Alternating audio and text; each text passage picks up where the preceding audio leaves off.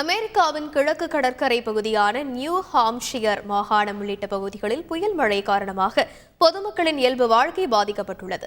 அப்பகுதியில் கொட்டி வரும் கனமழையால் மின் விநியோகம் முற்றிலும் துண்டிக்கப்பட்டுள்ளது.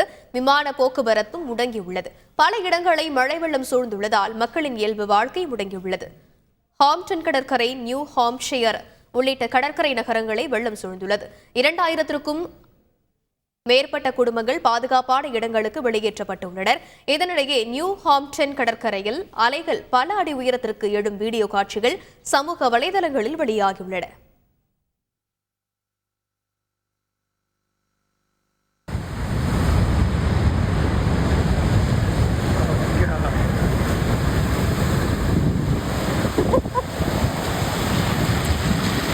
Oh my God!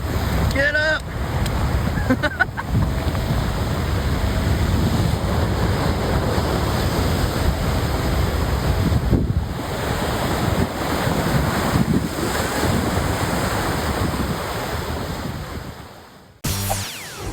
செய்திகளை உடனுக்குடன் தெரிந்து கொள்ள உடனே சப்ஸ்கிரைப் பண்ணுங்க.